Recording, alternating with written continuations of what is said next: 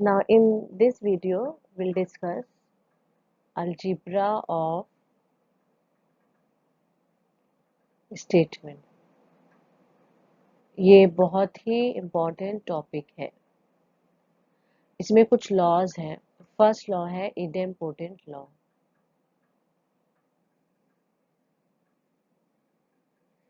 तो ये दोनों के लिए है और एंड के लिए, ठीक है।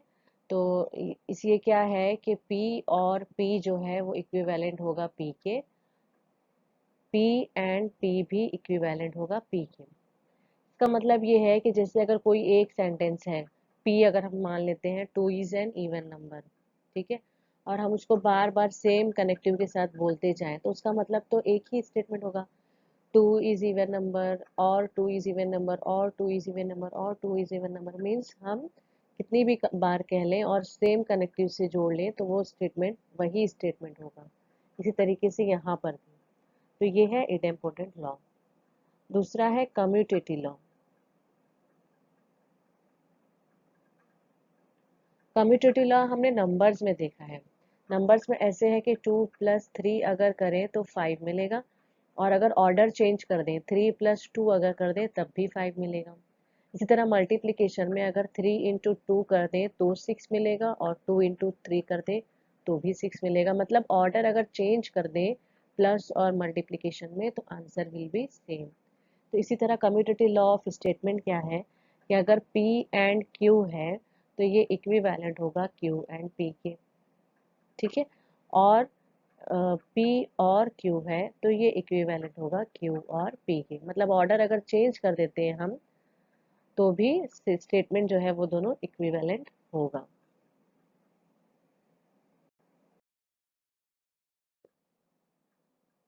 नेक्स्ट जो है वो है एसोसिएटिव लॉ।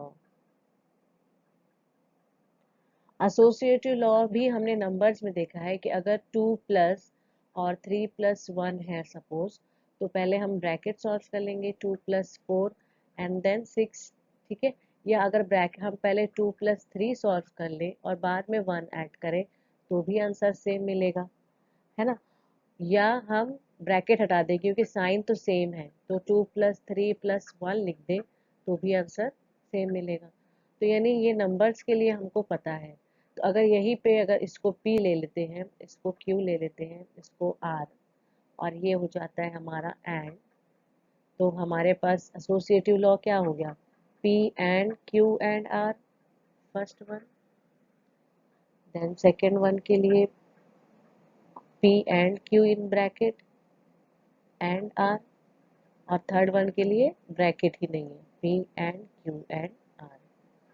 सेम एग्जांपल हम जैसे मल्टीप्लिकेशन के लिए ले सकते हैं उसी तरह हम और के लिए भी ले सकते हैं,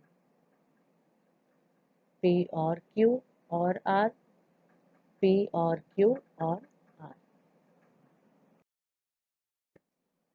नेक्स्ट जो है वो है डिस्ट्रीब्यूटिव लॉ। डिस्ट्रीब्यूटिव लॉ भी हमने नंबर्स में देखा है कि जैसे अगर 3 × 2 + x है, ठीक है, तो हम इसको कैसे सॉल्व कर सकते हैं। हम ब्रैकेट कैसे ओपन करेंगे, 3 × 2 then middle sign plus 3 × x। तो यहीं पर अगर इसको P ले लेते हैं, ये एंड हो गया, ये Q और R हो गया, तो कैसी ब्रैकेट बन जाएगी, P एंड Q और P एंड R। तो यहाँ P एंड Q और R अगर है तो दो ब्रैकेट बनेगी, P एंड Q, मतलब हम डिस्ट्रीब्यूट कर रहे हैं P एंड को पहले Q के साथ फिर R के साथ, और बीच वाली सिंबल ऐसी रहेगी, फिर P एंड R। अगर ये इंटरचेंज कर दें सिंबल, मतलब P और Q एंड R कर दें, तब भी हमें दो ब्रैकेट मिलेगी, पहले मिलेगी P और Q एंड P और R, ठीक है। तो ये हो गया डिस्ट्रीब्यूटिव लॉ। नेक्स्ट है D Morgan's law. D Morgan's law हमने पहले भी देखा है। Negation of P and Q और निगेशन ऑफ P और Q जो है ये दोनों डी मॉर्गन्स लॉ कहलाते हैं। तो इसमें हमने देखा है कि दो P एंड Q का निगेशन क्या है, दोनों के साथ निगेशन और एंड चेंज हो जाएगा और में। इसमें भी हमने देखा है दोनों के साथ निगेशन और चेंज हो जाएगा एंड में। तो ये जो दोनों है वो डी मॉर्गन्स लॉ है। नेक्स्ट लॉ जो है वो है आइडेंटिटी लॉ।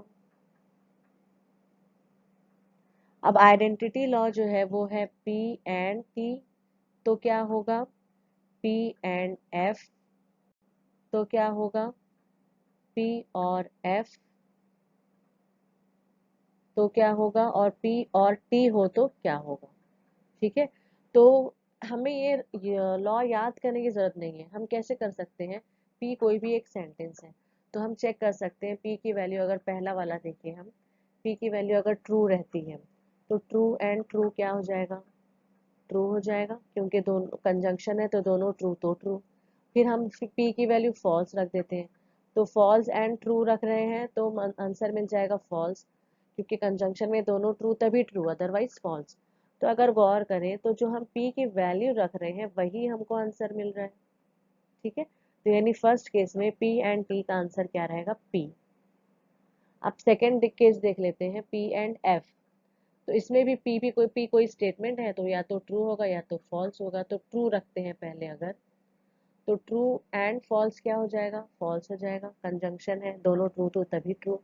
और फॉल्स भी रखते हैं तो फॉल्स एंड फॉल्स फॉल्स हो जाएगा।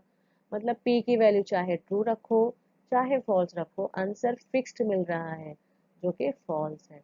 तो याद रखना है पी एंड फॉल्स क्या हो जाता है, फॉल्स। अब यहाँ देखते हैं पी और एफ, पी की वैल्यू ट्रू रखते हैं, ट्रू और एफ, तो आंसर मिलेगा ट्रू, क्योंकि ये डिसजंक्शन है, दोनों फॉल्स तभी फॉल्स, बाकी सारी कंडीशन में ट्रू है। अब फॉल्स रख के देखते हैं तो आंसर मिल रहा है फॉल्स, यानी जो पी की वैल्यू है वही आंसर मिल रहा है, यानी इसका आंसर आ जाएगा पी। ठीक है, और फिर हम देखते हैं लास्ट वाला, फोर्थ वाला, पी और टी। तो पी की वैल्यू ट्रू रखते हैं, ट्रू और ट्रू तो ट्रू होता है, और अगर पी की वैल्यू फॉल्स रखते हैं तो फॉल्स और ट्रू भी ट्रू होता है, यानी चाहे टी की वैल्यू पी की वैल्यू ट्रू है चाहे फॉल्स है, आंसर क्या मिल रहा है हमें, टी मिल रहा है। तो इस तरीके से ये आइडेंटिटी लॉ है। नेक्स्ट है हमारा कॉम्प्लीमेंट लॉ। कॉम्प्लीमेंट लॉ भी हमने देखा हुआ है, ये बहुत इंपॉर्टेंट लॉ है कि जैसे P एंड निगेशन P क्या होगा एंड P और निगेशन P क्या होगा। तो यहाँ पे P की कोई एक ट्रुथ वैल्यू ले लेते हैं, अगर P अगर ट्रू है फर्स्ट केस के लिए तो निगेशन P क्या होगा हमें पता है, फॉल्स होगा। ठीक है, तो ट्रू एंड फॉल्स क्या हो जाएगा, फॉल्स हो जाएगा। लेकिन अगर P की वैल्यू फॉल्स लेते हैं तो निगेशन P हो जाएगा ट्रू, तो आंसर क्या आ जाएगा, फॉल्स। मतलब दोनों कंडीशन में आंसर क्या आ रहा है, फॉल्स आ रहा है, तो फिक्स्ड आंसर मिलेगा फॉल्स। इसी तरीके से हम ये भी चेक कर सकते हैं कि इसमें भी अगर P की वैल्यू ट्रू और फॉल्स रखे तो आंसर सिर्फ एक ही मिलना है जो कि ट्रू है।